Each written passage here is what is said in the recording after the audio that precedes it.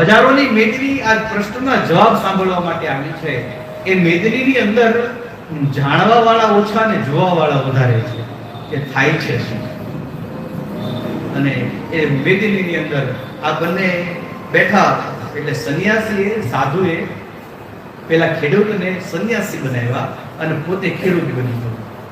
અને કીધું રાજા તને 3 પ્રશ્ન કરે એટલે તારે ખાલી એટલું જ કહેવાનું કે તમારા આ પ્રશ્નોના જવાબ મારી સાથે આવેલો ખેડૂત આપી દેશે.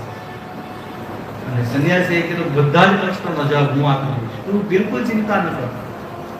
ખેડૂત રાજી થયો, સભાની અંદર પ્રવેશ થયો. વિશાળ જનમેદની, બધાએ સંતને એક જ વખત જોયેલા એટલે આ ભેદને કોઈ ઓળખી શક્યું. હાથ પકડી રાજાએ એને સિંહાસન ઉપર બેસાડ્યો. સિંહાસન પર બેસાડીને કહે કે મહારાજ હવે મને જવાબ આપો 3 પ્રશ્નો. એટલે ખેડૂત જે સંન્યાસી થઈને બેઠા હતા એને કીધું કે આ પ્રશ્નનો જવાબ તો મારો નીચે બેસેલો ખેડૂત આપી દેશે. રાજાના અહંકારને વધારે ચોટ લાગી. રાજા નીચે આવ્યો, ખેડૂતને કહે કે 3 પ્રશ્ન છે, ઉત્તર આપો. બોલે રાજા તારો પહેલો પ્રશ્ન શું છે? બોલે મારો પહેલો પ્રશ્ન એ છે કે ઈશ્વર એક છે કે અનંત છે. બોલે રાજા અમે ક્યાં મોટી વાત છે, એક કામ કર, તું જા તારા મહેલમાંથી એક મોતીઓનો થાળ મંગાવ. રાજાના આદેશ ઉપર એક મોતીઓનો થાળ આવ્યો. એ ખેડૂતના હાથમાં એટલે કે સંન્યાસીના હાથમાં આપ્યો. સંન્યાસી હાથમાં લઈને કીધું રાજા આમાં ગણતો કેટલા મોતીઓ છે. એટલે એને હાથમાં લીધો. હાથમાં લઈને કહ્યું મહારાજ આ એક એ મૂક્યું. બીજો હાથમાં લઈને કીધું 2. એટલે સંન્યાસીએ કહ્યું કે ખોટી વાત.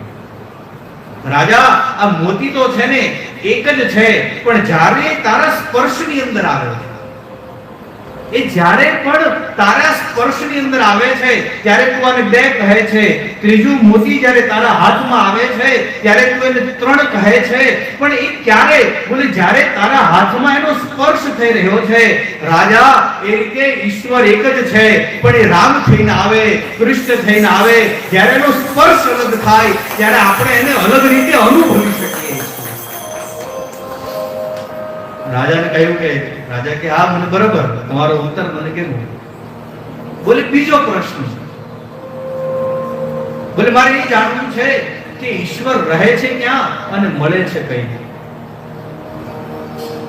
એટલે જે ખેડૂત સંન્યાસી થઈને બેઠા હતા એને કીધું રાજા તું છે પ્રશ્ન બહુ પૂછે છે પણ કઈ ખવડાવતો નથી. બોલે શું ખાવું છે? બોલે એક વાટકો દૂધ મંગાવો. એક વાટકો ભરીને દૂધ મંગાવવામાં આવ્યું. એ સંન્યાસીએ ખેડૂતે હાથમાં દૂધનો વાટકો લીધો, આંગળી અંદર મૂકી અને હલાવવાની શરૂઆત કરી. 1 minute, 2 minute, 3 minute, 5 minute, 7 minute, 10 minute થઈ એટલે રાજાનું ધૈર્ય ફૂટી ગયું. રાજા કહે મહારાજ શું કરો છો? પીવું હોય તો પી જાઓ ને. ખેડૂત કહે, સંન્યાસી કહે પીવું જ છે, પણ મેં એવું સાંભળ્યું છે કે આ દૂધની અંદર ઘી રહેલું છે, હું દૂધમાં ઘીને શોધી રહ્યો છું કે ઘી મળે તો પી જાઉં.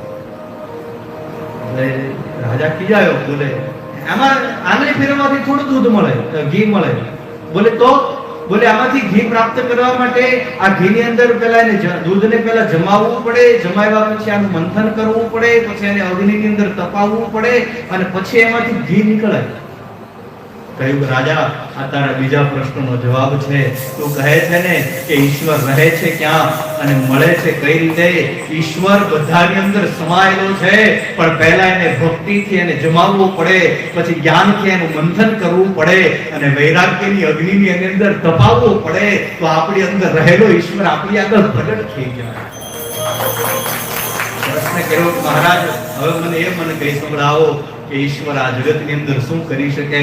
જે ખેડૂતના વસ્ત્રો પહેર્યા હતા એ વસ્ત્રોને ત્યાગી દીધા અને કહ્યું કે ઈશ્વર ચાહે ને તો ખેડૂતને રાજા કરી શકે અને રાજાને રંગ કરી શકે. જે ત્યાં ઉપર બેઠો છે ને એ ખેડૂત છે. ઈશ્વર મારા ને તમારા બધાના ભાગ્યમાં લખાયેલો છે, પણ મેં તમે ક્યારે એના માટે પ્રયાસ કર્યો જ નથી.